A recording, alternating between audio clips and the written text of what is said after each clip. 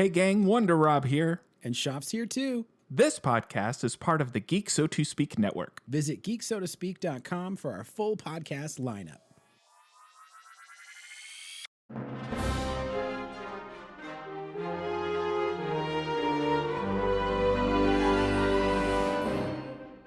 Welcome, everybody, to the Holdo Maneuver podcast, part of the Geek So To Speak network. I am one of your co-hosts, Vactor.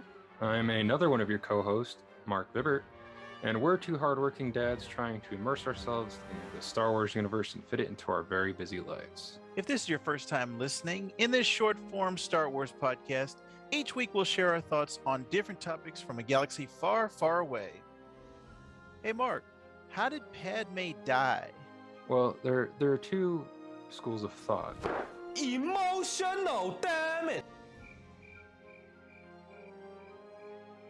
All right, as Schaff would say, and we're back! On the Holdo Maneuver podcast, we are going to jump into the news of the week in a galaxy far, far away, starting with a brand new, speaking of Schaff, something that Schaff would love. A Lego Star Wars diorama set is up for pre-order. So we got two of Schaff's loves, Lego and Star Wars, put together in a happy little scene in the trench run with the X-Wing and the TIE fighters right behind them. So this looks pretty cool. I think I like this. You know, I don't have any of these diorama sets where it's like a scene from the movie. Yeah. But it looks cool. They've got the Death Star trash compactor. They've got the Jedi training on Dagobah diorama. All of these look cool to place on your shelf, like a little scene, little slice of the movie. So are you interested in any of these? Yeah, they're all pretty cool, and it looks like you can almost maybe even like connect them side by side. Oh, nice. And, yeah. And the cool thing about the trash compactor one is it actually compacts. You can actually push it in closer and closer. There's a video when they announced these where you can see that the walls push in to actually do the trash compact. Oh, dang. Okay, cool. Well, be on the lookout for those. Yeah, you put 3PO and R2 on the outside and be like, oh no, I've killed them. One of the best scenes from A New Hope. But you can pre-order these right now on Amazon, Walmart, Lego Store, coming April 26th. So right around the corner, you can get all of these Lego dioramas. So that's pretty cool. Also, speaking of Lego, there's a Lego Mando N1 Starfighter that's coming. Now, this is that new Starfighter that he got put together in Book of Boba Fett. The old Naboo Starfighter that got repurposed into Mando's new ship. And it's got a little space for Grogu in the back. Oh, yeah. So that looks I like cool how it's just like maybe one or two or three yellow bricks on there to show like the scuffed yellow paint that's still kind of sort of around on it. Right. That's a great detail. But this is also another cool Lego set that I got a birthday coming up. I wouldn't mind if somebody, one of our loyal listeners decided to get it for me. So that's cool. Mando's N1 Starfighter coming. Maybe your former protocol buddy Hunter could get you some Legos. Maybe. Or wait, sorry, the plural of Lego is Lego. Yes. I want to make sure that we get that correct as we're saying. Maybe he will, Millhouse. Maybe he will. Yeah, Hunter Camp, get him some Lego for his birthday. Another cool story that came out this last week. Weird Al wrote a bunch of songs for an unaired Star Wars show called Detours, which we've been hearing about this for years. This unaired animated show that was going to be on. Do you know what network it was going to be on? It was going to be on Cartoon Network. So it's like that whole kind of like when Disney acquired Lucasfilm / Star Wars from George Lucas. One of the many things that ended up either getting canceled or delayed or whatever. Boo. Star Wars Detours was one of them. Clone Wars, that also happened at that same time, but of course you finally got the 7th and final season recently on Disney Plus. But this was another show that they actually produced and finished 39 episodes of this show. So they're just Dang. sitting like on a hard drive somewhere, not being watched or enjoyed. Come on, give it to us, Disney. Yeah, I mean they have the. Sorry, I was just gonna say they have the parental settings now on Disney too. So even if it's like more of like closer to the like Robot Chicken kind of Right. humor, they could just put it like under that TV 14 or TVMA Yeah, setting, and then exactly. that way you don't have to worry about little kids watching maybe Star Wars jokes with maybe a little bit more adult humor in them. Yeah. So come on, give it to us. So you can check out the trailer in our show notes. Nerdist is the website. And I want more Weird Al Star Wars music. yeah, we want more Weird Al and more Star Wars music. Let's get both of them. Yeah. I found this news to be exciting from a personal standpoint. I'm sure you do as well. Mark Hamill, after 10 years, finally was able to get his own name on Twitter. And didn't you have something like that where you weren't able to get your name at first on Twitter? Oh no, I was able to get Oh, mine, okay. but Maybe it was somebody I also else. signed up like what 13 years or so ago now. Right. And mine's just my first and last name. Yeah. So somebody had the name Mark Hamill, and he had to change it his to Hamill himself. So that's what we had known him for the last 10 years. But finally, he's able to get it, allowed him to use his own name. So I was excited to see that tweet last week, and I posted a little link to it so you can check it out. But Mark Hamill's a great guy to follow on Twitter if you don't. He's always tweeting, good stuff. He's always answering fan questions. He's always answering like, "Hey, Mark Hamill, it'd be great if you wish me a happy birthday." I'm always seeing him on there responding, "Oh, happy birthday," and making everybody's day on there. So he's a great guy to follow on Twitter. Yeah, one of the things that I think that's kind of funny, or I think is clever that he does with the way he signs all of his tweets, is he types MAR and then the camel Yeah. emoji. I like it when he does that. I didn't notice when he started doing that, but every time I see it, I always get a smile. Yeah, it's funny. Speaking of things that bring a smile to my face, Star Wars audiobook narrations. So, The Heir to the Empire is considered one of the best novels in all of Star Wars. It's the trilogy itself is one of the ones that when I first was getting into the novels, into the expanded universe, Heir to the Empire was one of the ones that everybody was recommending to me. I never got around to reading it, but I have always known of it as that was where Thrawn came from. That was like a huge thing. Timothy Zahn, who is considered one of the best novelists in all of Star Wars. And it came out in the early 90s.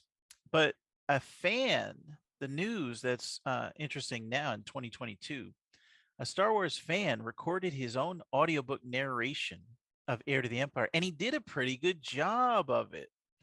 So Nice.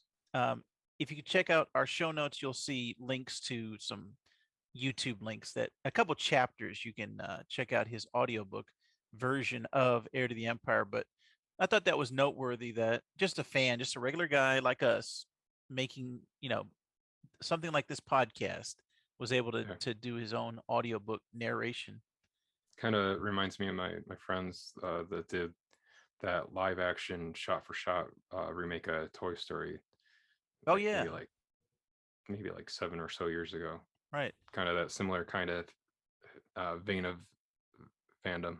Yeah. And I guess his real job involves recording voice work. Oh, So there you he's go. already well versed in how to do it. So that was pretty cool. Pretty cool. Um, Also pretty cool.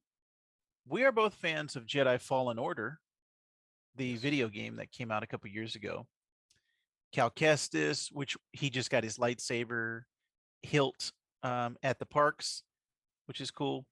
But apparently, Star Wars Fallen Order 2, the sequel, is going to be officially announced in May. This is something that we've been thinking about. The rumors have been, oh yeah, it'll be, the first one was so popular. Obviously, they have to do a sequel, right? So they haven't announced anything specifically, but Star Wars Celebration is coming up in May, and a lot of insiders in the video game industry are saying that that is when we're going to get the announcement for Fallen Order Part 2, and then the game will probably be released maybe at the end of this year or maybe early 2023. We don't know specifically, but I'm all for it. I loved Fallen Order. Did you beat Fallen Order? I can't remember. I have not beaten Fallen Okay. Order yet. You'll like the ending. The ending is good. I beat it, and Nice. I liked Cal's journey from start to finish. So I'm all for a second one. Actually, the last level is one of the best last levels I've ever played in Star Wars video games. So Yeah, I I gotta think beat it. you need to move it up on your list of, because we've got the Lego Star Wars game coming up. So we've got some Star Wars video game content to occupy your time, but I would highly suggest you move up Fallen Order on your list, because that is a great ending. I think he may be like a DLC character in that game too. Oh, Because they have a whole bunch of, like, it's the Skywalker saga, but they have a bunch of like additional DLC Lego characters in there, nice. like the Bad Batch Oh, nice. and like Rebels and like a few other. I think they have Mandalorian and Book of Boba Fett in there too. Okay, cool. So yeah, Very should be nice. cool. A couple more stories to round out the news this week. Patty Jenkins' Star Wars movie, Rogue Squadron, got a little bit of an update from at Jedi for Liberty. He got an autograph and a little bit of information from Michael Stackpole, who I think is up there with Timothy Zahn as one of the best novelists in all of the expanded universe. His was another name that always came up when I was researching the expanded universe and saying, hey, what's the best novels to get into? Jedi was one of them. But apparently he was talking to Jedi for Liberty at a con, and he was telling him that this upcoming Rogue Squadron movie he is involved with. So there's going to be some type of Michael Stackpole involvement in this Patty Jenkins movie, which we are both excited about. Sure. I'm hoping to see some nice dog fights, some nice X-wing battles and stuff like that. But yeah, definitely interested in that. Did you ever get into the expanded universe novels, either audio or book form? Not too much. Like I've listened to the audiobook for Ahsoka, but that was mostly because of being a fan for Ashley Eckstein. Yeah. Eckstein, sorry. Oh yeah. Either way. But I just thought that was cool that she actually did the narration for the book about her character. So that was anytime I see that, awesome. I always try to get the book if it's by the author and I like the author, or if it's a voice actor that I like. I always try to get the audiobook. So yeah, Ahsoka was one that I got, and I didn't end up finishing it, but I'm right there with you. That's my exposure to it.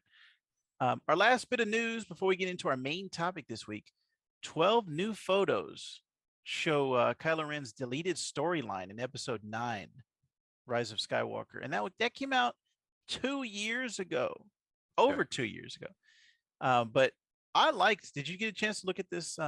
These photos from the deleted scene. Yeah, I thought they were pretty cool. No, I didn't get a chance to, because I have the art of, like, to I guess kind of go and can. Yeah, that'll transition in relation to what we're talking about right after this. I have the art of book 4, Rise of Skywalker as well, but I'm not sure if I remember seeing these in there. Because if they're not in there, that's kind of a bummer. Because I just wish like all of the concept art that's created for a movie, whether it's a deleted scene or something that's in the movie, is included in that. Because it's going to talk about this a little bit more depth in a little bit, but I like seeing the concept art like this because you can kind of see like the progression of storylines and like how that comes to be. What's kind of funny though is like there's this one character that you see, like this alien, where it's between Kylo and it's called the Eye of Webbish Bog. Mm-hmm. And from the Fantastic Beasts movie, I know that you're not like a huge fan of those, but this alien kind of looks like the Niffler Yeah, from yeah. Fantastic Beasts. Uh-huh. And like, if this had been in the movie, and if that's what it looked like, because the Niffler kind of looks almost like a platypus. Right. I don't know if, like, maybe if I would have laughed when I saw that, or if I would have just been thinking about Newt Scamander, like Right. being a Jedi and hanging out with a huge Niffler like that. But Yeah. these look cool, and it gives more kind of backstory to what like Kylo's actually doing at the beginning of that movie. Right, because that scene is so quick, and it was like, dang, he's on Mustafar. He's like, we didn't even know it was Mustafar. They don't even tell us that's Mustafar, because Yeah. if you didn't know that, you're like, oh, because we never saw Right. trees on that planet Yes. before. Correct. So how would you know that was Mustafar Right. outside So of being told it was? I suggest you check out concept artist John McCoy's website, and we'll link it in the show notes. The news article has where he shared these photos that he originally did, but these are like, I would put these on my wall. These are some great stuff. And like Mark said, this is something that gives you an insight into the filmmaking process and the storyline that they were trying to go for. So kind of wish we had gotten that in the movie, but Yeah. we didn't. All right, so that's a very good transition, like Mark said, from the art of Rise of Skywalker into our main topic this week, the art of the Mandalorian season 2 book review. Now, Mark generously donated this to me for Christmas, or gifted it to me for Christmas, and he also picked it up himself. But we're both big fans of these art of books. Anytime a new one comes out, not even just Star Wars, but anything in general that we're interested in, we like to pick these up and Yeah. share them with each other and take a look at all the concept art and things. This one written by, as most of them are, Phil, is it Szostak? I Szostak? believe so. Yeah. And a Follows me nice, on Twitter too. oh, dang. Yeah, he's Yeah. a great author. Forward by Doug Chiang, who has done all the production design for the prequels and Mandalorian. You know, all of his designs are fantastic. Yeah. But he has a nice little forward in the book. And yeah, let's just get right into it. So, what did you think about it overall compared to season 1? I liked it. Quick aside, really quick, was that this was supposed to, like, you said that it was for Christmas, and it was supposed to come out December 15th of last year. Uh-huh. But then, like, and I had pre-ordered it for you to get it for Christmas, and then I got an email. I was like, oh, it got delayed until like February 15th. And I was like, what? Yeah. So then I ended up getting you a different art of book, which was still Star Wars, because I got you the art of Galaxy's Edge. Yes. But then I didn't cancel this order or anything. So basically got this as a late Christmas, early birthday, kind of in between friend gift. Yeah. But what's cool too is what I really like about a lot of these art of books too is, like, if you take the dust jackets off them too, they'll usually have art that wraps around both the front and back cover of them. And on this one, it features the ice spiders. Yeah. From the passenger episode with our favorite character, the Frog Lady, where Grogu's committing genocide in that episode. And I want to say, I remember, pardon if you hear me like shuffling with the book, I just have it by me for reference. But I remember, I think it was the Disney Gallery, they were talking a bit about how, like, the ice spiders were originally developed for Empire Strikes Back. Oh, right. As like a concept for aliens on Hoth. Right. And then for like whatever reason, they didn't end up using them. So kind of the same way Filoni reused some Ralph McQuarrie concepts for Rebels, like Zeb being like the original design for Chewbacca. Yes. So it's cool. And I think they did this in Book of Boba Fett too, where they like went back to some designs that hadn't been used or were previously developed for the older films and found a way to reuse them for the show now. Yeah, I think that's cool when they do that. And the other thing that I liked about this book too is that it went deep into bringing the character of Ahsoka to live action. Yeah. In the series, and you can tell that they always, or at least it looks like they always, had Rosario Dawson in mind Mhm. to play her, because the concept art is just straight up Rosario Dawson's face Right. on Ahsoka. But I thought that was really cool. It's some of the shots are actually like Ahsoka dressed like the same way that we saw her at the end of Rebels. Yes. So it almost seems like there's some fluctuation there with like how she may appear and like where the timeline of where her story was Mhm. when she comes into this. I actually used, if you're watching us, or not, I guess watching or listening to us on YouTube, the thumbnail image, I used one of the concept art pieces from this where it's Mando, Grogu, and Ahsoka. And Yeah.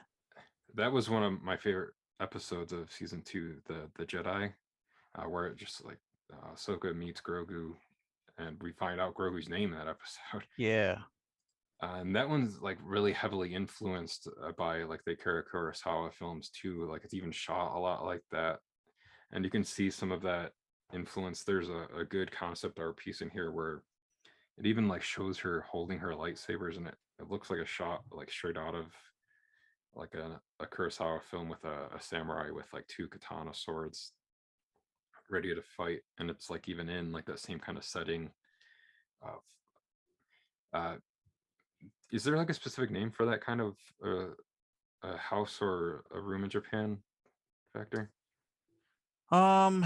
With like the sliding like paper window doors. I didn't know if it Yeah. had like a specific name. Dang, can't think of it off the top of my head. Oh man. I remember my I figured if anybody knew that you would. yeah, I remember my mom just calling it like a tea house whenever Okay. she had one of those things, but yeah, I'm not sure the official name of it. Uh so the other thing that I thought was there any like things that like stuck out to you in here like from the art that you were looking at or read anything about from like interviews and stuff in here? Yeah, not specifically because I love all of it. Like I'm I think, me and you are the same. Every time there was the end of the episode and they show the concept art in the credits, it's like Yep. I'm sticking around the entire time because I want to see all of it. I want to see everything. And also it's interesting to see like what if, like, oh, that was their original idea behind that, and that was Yeah. the original way it was supposed to be. What if it looked like that? And sometimes the art didn't translate specifically over to the live action, but it's always interesting for me to look at the concept. Specifically, it is called concept art, Yep. and almost like a storyboard. Being able to see all of these things, and they're all like paintings that I would hang on my wall. So anytime I look at these books, it's like, yes, this is Yeah. all of it is great. So I don't have a specific thing that stands out to me, but I just love looking at the art in general. And speaking of that, a good Twitter follow, and you usually is most of the like the end credit art that we see is Brian Matyas's. Yeah. I might be mispronouncing his last name. Been known to mispronounce stuff before. He's the character concept designer at Lucasfilm, and a lot of the times I'll actually like when I'm making some of our thumbnails for YouTube, I'll go to his Twitter page first because that's where I'm going to find like the highest quality images of his art to use for whatever topic we're talking about specifically. Well, like I guess within relation to like Mando or Book of Boba Fett would be the most that we've used those for. Right. But those are all good for um, very nice wallpapers on your computer as well. Because they're Yeah. very nice, high resolution. Now, like we were saying, like some of the what if stuff is, sorry again for the shuffling of pages. I just want to be able to remember and Oh yeah. shuffle and reference stuff. But there's a shot in here where it shows the Razor Crest Yeah. smashed into the bridge of uh, Giancarlo Esposito's. What's his name again? Moff Gideon. Yeah, Grand Moff Gideon. On his ship that he's on in the finale of season 2, where it shows the Razor Crest smashed into the bridge there. And I guess this was before the concept artist knew that the Razor Crest was gonna be like basically annihilated Oh a yeah. few episodes before that. So that's kind of interesting to see something like that and like ideas for other ways that they had of possibly, I guess, destroying the Razor Crest or leaving that behind. Right. And then the other thing that they did in here too is for a way of keeping secrets was that since Luke, spoiler alert, if you haven't watched the end of season 2 of Mando yet for some reason, with Luke showing up at the end of season 2 and coming in there with R2, that all of the concept art for that finale is actually Plo Koon is Yes. inserted in there in his place. Even though if you were a keen viewer and you saw this concept art beforehand and it leaked out, he's wearing Luke's costume still though. So if you looked at it, it'd be like, oh, that's interesting that Plo Koon is wearing Luke's clothes. Weird. And but it's kind of cool to see Plo Koon in there. And then especially if you're a big Star Wars fan, you would know that Plo Koon got shot down in Revenge of the Sith. But I guess, I mean, Darth Maul also got cut in half in Phantom Menace and he came back. So unless you see him die and the breath leave his body on screen, I guess people or aliens or anything in Star Wars doesn't die until they say they're dead on screen. But it was cool, like, and then they even recolored R2 in those shots, so they were like, oh, it's just like another astromech droid. So I thought it was very interesting to see just kind of like the lengths that they went to kind of try to keep that secret from that finale episode. And that was, we found that out in the gallery too. They went into detail about that. So highly recommend the gallery on Disney Plus if you haven't checked it out. Sorry, I was gonna say they did like its own episode of that. Yeah, just Luke. But I knew that going into reading this book. But when I got to those, I say Plo Koon, but if you say what did you say? Plo Koon? I say Plo. Anyways. Yeah, Han. I knew that going into it, but I had forgot. It had been so long since I watched that gallery. So when I was going through the book and I got to that part, I was like, whoa, wait a minute, Plo Koon is supposed to be in here? I got all excited. And trivia for people that might not know, that's apparently Dave Filoni's favorite Jedi too. Yeah, right. So that's pretty cool. Yeah. So I just, when I got to that part, I got really excited. But yeah, there's great stuff with Boba Fett and him coming back. Like you said, the Frog Lady, which I love seeing that. All of the alien designs. Yeah, what you said about Boba Fett, there's actually a few pages there at the end where it shows them developing the design of the throne in Jabba's palace too. So that's kind of interesting that art that they developed in Mando ended up, moving on to Boba Fett at that point. So what's also kind of cool about this, us reading it now, I have not gone back and rewatched season 2. So all of my memories are from when we watched it as it aired.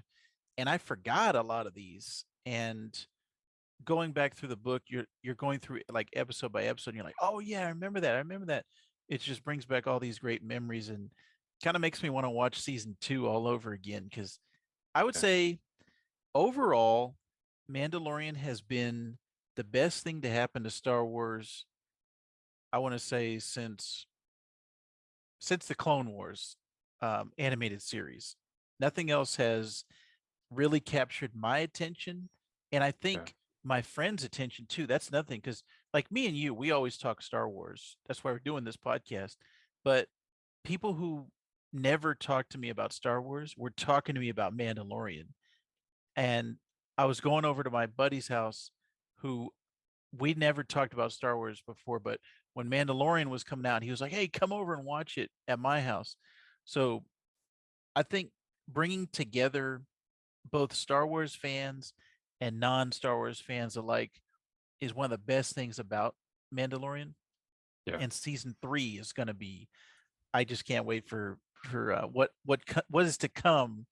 As you and I spoke, the Book of Boba Fett, the best parts of it were the Mando parts, the little Mando mini season. Yeah. So yeah, just reliving all of those as I'm going through the concept art in the book. I'm like, man, I just can't wait to see more Mando because I just love this show so much. Yeah, and I would say spoke about the book Heir to the Empire earlier, I would have to say that the common denominator for all of the best of Star Wars that we've had the past, I don't know, like past 10 or so years, would definitely be anything that has Dave Filoni involved in it, and Right. he is definitely the heir to the Empire. Yeah. He's definitely the George Lucas's protege, and Yes. he's more or less kind of like the last person. I mean, outside of like Kathleen Kennedy being a producer that's worked with him plenty of Right. times, he's the closest thing to a George Lucas Disciple. disciple stand-in Yeah. that's still the main part of like the story group. And I like MCU as Kevin Feige. Yes. I would associate Dave Filoni with being the Kevin Feige of the Star Wars universe, or if Right. he's not in that exact same kind of position, but I feel like he should be. Yeah, I think he just has the supreme confidence of the fans, just like George Lucas. When they announced the prequels, everyone had supreme confidence. Now, after the prequels, they didn't, but before that, everyone had confidence. So that's how it is with Filoni. Right now, he really can do no wrong. Everything that he's doing, everything that he's touching has been turning to gold. So continue what you're doing, Dave. We're enjoying it here at the Holdo Maneuver and in across the galaxy in the Star Wars fandom. Yes, sir. So that I think is going to wrap it up. Unless you wanted to say anything else about the art of the Mandalorian season 2, fantastic concept art book. The last thing I'm just going to say about it is this is the way. Yeah, highly recommend that you guys check it out. You can find it at all of your local retail book dealers and whatnot. It's And published by Abrams. yes, so highly recommend that. But I would also highly recommend that you leave us a review on your podcast catcher of choice. Most of them don't allow it, but Apple and Spotify, which are like the big boys, they do allow you to leave a review, give us a 5-star rating, and let us know what you're thinking about the Holdo maneuver. You can also check us out on social media at HoldoPod on Twitter and Instagram. We also have our Facebook and YouTube links in the show notes. And individually, Marc is at Marc, M-A-R-C, Vibbert, Vibbert on Instagram and Twitter. And I am also at Vactor, Vactor on Instagram and Twitter. Another great way to get a hold of us, besides on the Anchor app, you can leave us a voicemail and let us know what you want to hear on the show, and we will actually play it in the episode. But you can also email us, holdopod@gmail.com, and you can check out our podcast network that we are part of on geeksotospeak.com/network. And throughout the week, you will find some great podcasts. On Tuesdays, we've got our video game show, The Sandbox Gamers. On Wednesdays, we've got the comic book show, Vactor Loves Comics. Thursdays are the Holdo Maneuver, which is what you're listening to right now. Fridays are Technological, which is the Star Trek show. And then on Saturdays, we've got the thing that started it all, the podcast that started everything, Geek So to Speak, which is a geek news podcast. This week, we're going to be discussing, I was thinking of Mandalorian, Moon Knight. We're going to be discussing episode 1 of Poe Moon Dameron. Knight. So we'll check that out. And perhaps we will be hearing about Morbius, perhaps, but you'll have to check out Perhaps. Geek So to Speak on whatever podcast player that you are using. So Marc and I would like to thank you for listening, and we are always grateful and thankful to George Lucas for creating the Star Wars universe. Thank you, George. Thank the maker. Yeah.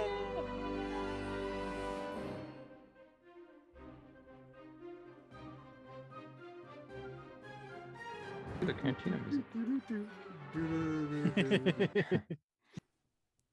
That was Wizard.